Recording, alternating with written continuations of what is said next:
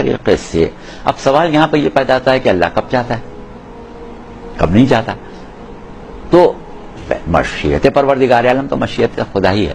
ہم اللہ کے فعل کے مواقع سے یہ اندازہ لگاتے ہیں کہ اس کی مشیت میں یہ مواقع کب آتے ہیں. تو مشیت میں مواقع ہم یہ دیکھتے ہیں کہ اس وقت آتے ہیں کہ جب دو شرائط ہوں.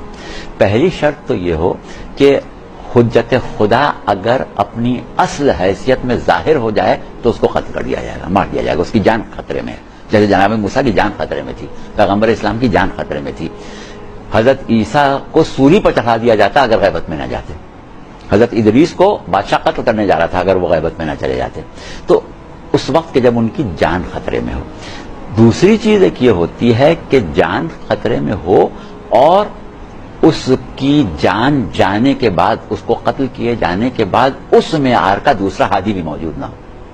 اگر اس معیار کا دوسرا ہادی موجود ہے تو اللہ حجت خدا کو شہید ہو جانے دیتا ہے، قتل ہو جانے دیتا ہے. جیسے 11 امام شہید ہو گئے کیونکہ اس معیار کا دوسرا ہادی موجود تھا. مگر جب وہ مقام آ جائے کہ اس معیار کا دوسرا ہادی موجود نہ ہو تو پھر اس کی حفاظت پروردگار عالم اپنے اعجاز سے کرتا ہے، اپنی خاص قدرت سے کرتا ہے، اپنے خاص اختیار سے کرتا ہے. تو اس خاص قدرت اور خاص اختیار میں ایک اختیار غیبت جو اس کے اندر صفت بالقوہ موجود ہے اس کو بروئے کار لانا بھی ہے. تو اس طریقے سے امام یا رسول غائب ہو جاتا ہے. اب جہاں تک کیونکہ آپ نے سوال کیا امام میں بھی کہاں غائب ہیں، تو ہم نے ابھی تو آپ کو فلسفہ غیبت سمجھایا ہے اور یہ بتایا ہے کہ یہ غیبت ہے کیا چیز. لیکن اب ایک بات محدود ہو گئی غیبت امام مہدی کے اوپر، یہ ایک عمومی بات تھی. اب غیبت امام مہدی کیا ہے؟ تو دیکھیں بات کیا ہے کہ جیسا کہ ہم نے کہا کہ ہر نبی کو یہ صفت عطا ہوتی ہے اور جو مقام و مرتبہ اس نبی کا ہو اتنی ہی شدید وہ صفت اس کے اندر ہوتی ہے.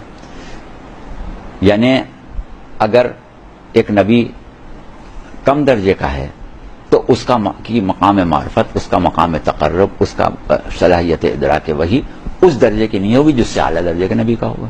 جو اس سے اعلیٰ درجے کا نبی ہے اس کا کچھ اور ہوگا.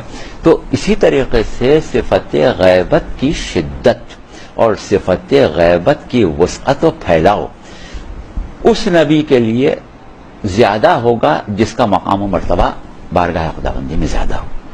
جتنا اعلیٰ مرتبہ ہوگا اتنا ہی اس کی اعلیٰ غیبت ہوگی. جیسے جناب ادریس کا مرتبہ جتنا ہے اتنی ان کی صفت غیبت میں شدت ہے. جناب عیسیٰ کا جتنا مرتبہ بارگاہ خداوندی میں ہے اتنی شدت ان کی صفت غیبت میں ہے. لیکن پیغمبر اسلام صلی اللہ علیہ وسلم کا مرتبہ اور دیگر انبیاء کے مرتبے میں زمین آسمان کا فرق ہے. آپ سید الانبیاء ہیں. تمام مسلمانوں کا یہ عقیدہ ہے کہ یہ ممکن ہی نہیں کہ جو صفت اللہ نے کسی نبی کو عطا کی ہو اس صفت سے پیغمبر اسلام کو محروم رکھے.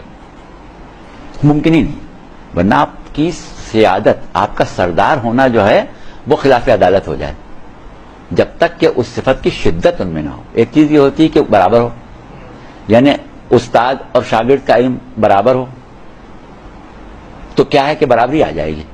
استاد کا علم جس وقت وہ اس کی شاگردی کر رہا ہے بات کی بات اور ہے، اس وقت شاگرد سے بہت زیادہ ہونا چاہیے. تو اسی طرح امت کے مقابلے میں نبی کی ہر صفت، جو صفات امت میں پائی جائیں، نبی میں وہ صفت بدرجہ اتم پائی جاتی ہے.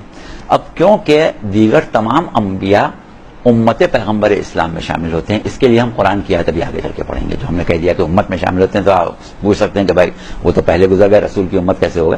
وہ ہم ابھی بعد میں بات کریں. تو ضروری ہے کہ جو صفات دوسرے انبیاء کو دی گئی تھیں وہ پیغمبر اسلام کو بدرجہ اتم دی جائے. سب سے زیادہ شدت کے ساتھ وہ صفت پیغمبر اسلام صلی اللہ علیہ وسلم کی ذات میں ہونا چاہیے. تو جس طریقے سے دوسرے اور بلکہ ایسی صفات بھی آپ کی ذات میں ہیں کہ جو